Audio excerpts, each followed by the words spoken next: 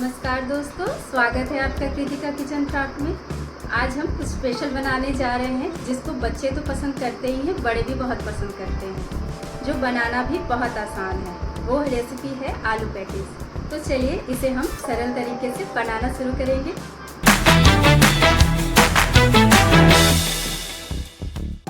के लिए मैं सबसे पहले 1 कप मैदा ले रही हूँ।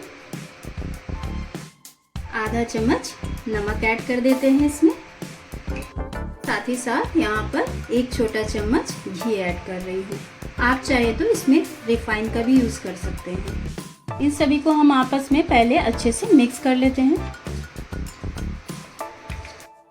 अब इसमें थोड़ा थोड़ा पानी डालकर इसका एक डो तैयार कर लेंगे।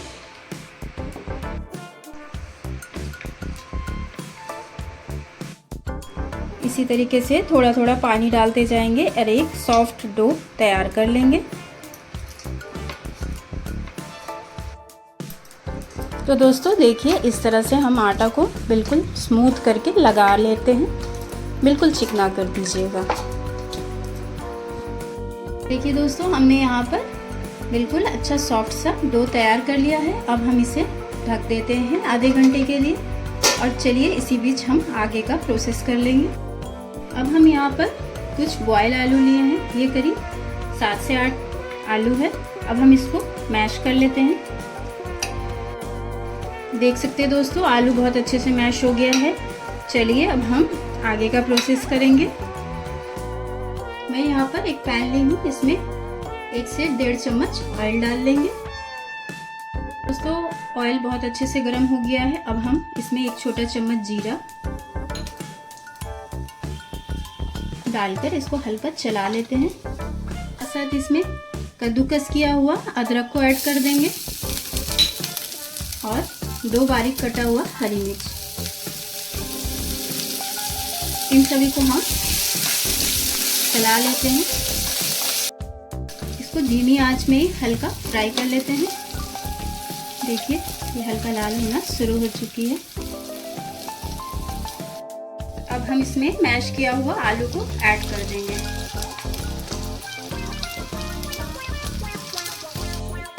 इसे हम अच्छे से मिक्स कर लेते हैं।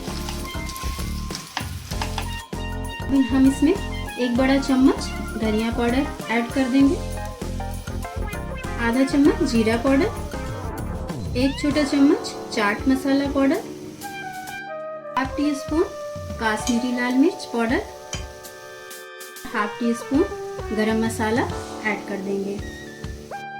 इन सभी को हम आपस में मिला देते हैं।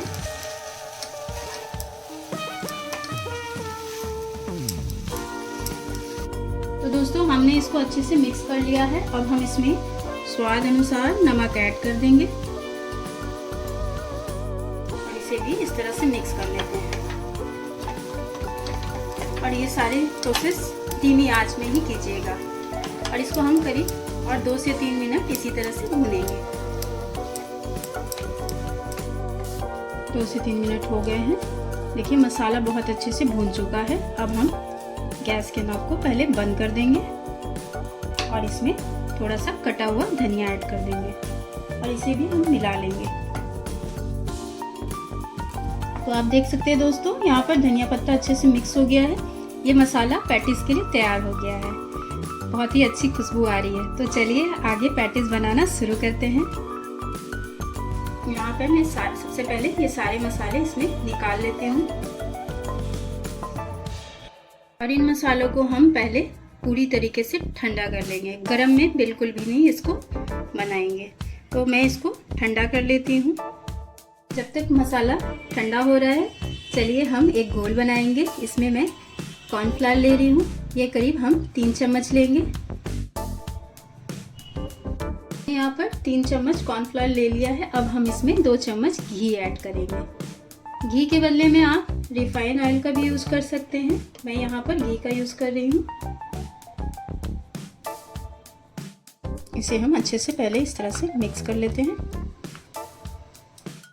देखिए ये कॉर्नफ्लावर घी में बहुत अच्छे से मिक्स हो गया है। अब हम इसमें थोड़ा पानी डालकर इसका एक पेस्ट बना लेंगे। तो दोस्तों इसमें हमने पानी डालकर इस तरह से स्मूथ पेस्ट बना लिया है। इसको बहुत अच्छे से मिक्स करेंगे, किसी भी तरह का गुठली वगैरह इसमें ना रहे। तो देखिए यहाँ पर ये घोल लगभग तैयार हो चुका है। तो दोस्तों यहाँ पर ये पेस्ट बहुत अच्छे से तैयार हो चुका है। बिल्कुल इसी तरह का पेस्ट बनाकर तैयार कीजिएगा। तो अब हम इसको साइड में रख देते हैं और आटे की लोइयाँ बनाएंगे। तो यहाँ पर आटा भी बहुत अच्छे से फूल गया है बढ़िया से। तो चलिए इसकी हम छोटी छोटी पहले लोइयाँ बना देंगे।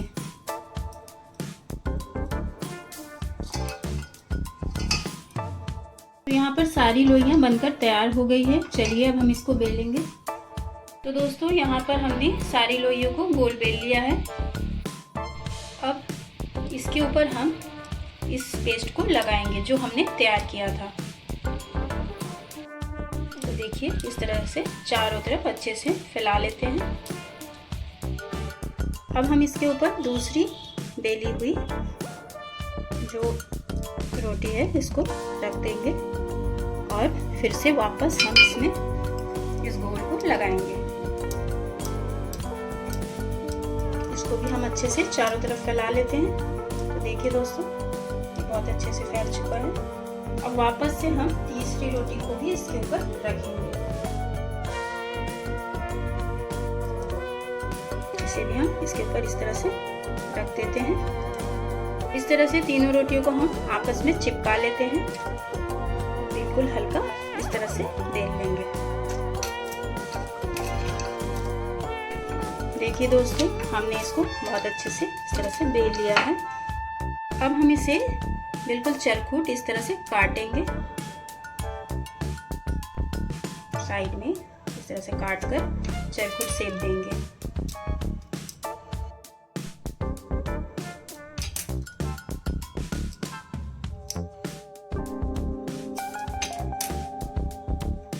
देखिए दोस्तों ये चरखूट आकर तैयार हो चुका है। इसे हम हल्का हल्का इस तरह से बेलन से फैला देते हैं।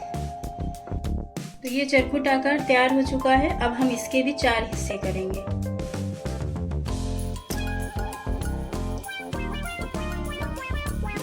चार हिस्से हो गए हैं। इस चरखूट भाग में से हमने एक भाग को लिया है। अब इसमें भी हम वापस से इस पेस्ट को लगाते हैं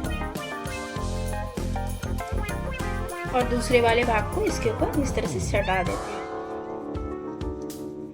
तो देखिए दोस्तों कितने सारे लेयर इसमें तैयार हो चुके हैं। अब आती है बारी इसमें मसाले डालने की। सबसे पहले किनारे में हम इस तरह से पानी को लगा देंगे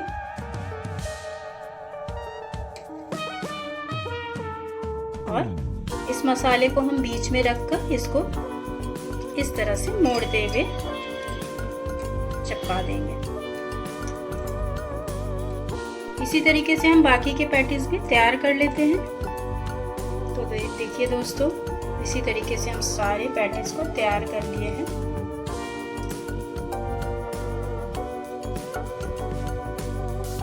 बिल्कुल हल्का सा यहाँ पर दबा देंगे। दोस्तों यहाँ पर कुछ पैटीज तैयार हो गई है। चलिए अब हम इसको फ्राई करेंगे। यहाँ पर मैं एक पैन ली हूँ जिसमें हमने तेल डाल रखा है और तेल बहुत अच्छे से गर्म हो गया है। अब हम इसमें धीरे धीरे करके सारी पैटीज को डाल देंगे।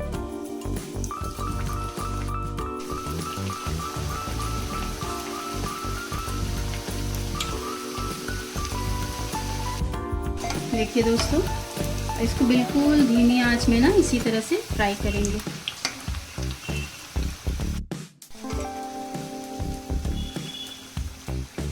तो देखिए दोस्तों ये जैसे जैसे फ्राई हो रहा है इसके लेयर्स निकलते जा रहे हैं।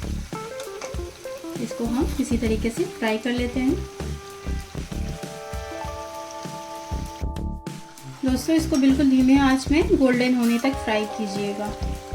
तो देखिए ये गोल्डन होना शुरू हो गया है। तो दोस्तों यहाँ पर पैटीज बन चुका है। देखिए कितना सुंदर कलर आया है। अब हम इसको निकाल लेते हैं।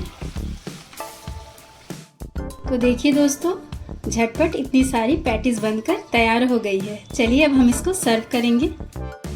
तो देखिए दोस्तों इसे हमने सर्व कर लिया है। आप देख सकते हैं इसके लेयर्स भी कितने अच्छे बने हैं। ये खाने में बहुत ही टेस्टी लगते हैं। तो घर पर ही हम इजी तरीके से इस तरह से पैटीज बनाकर अपने फैमिली के साथ एंजॉय कर सकते हैं दोस्तों। देखिए कितना कुरकुरा और खास्ता बना है। इसे बनाना बिल्कुल आसान है। दोस्तों टेस्टी पैटीज बनकर तैयार हो चुका है। आपने देखा कितने आसान तरीके से ये पैटीज फटाफट तैयार हो गया है। तो जब भी आपको मन करे तो घर में ही बनाकर इस तरह से ट्राई कीजिएगा। अगर आपको मेरी ये रेसिपी पसंद आई है तो लाइक कीजिएगा, शेयर कीजिएगा और अगर आपने मेरे चैनल को सब्सक्राइब नहीं किया है तो सब्सक्राइब कर लीजिएगा। फिर मिलती हूँ इसी तरह से नए रेसिपी के साथ। Bye bye friends.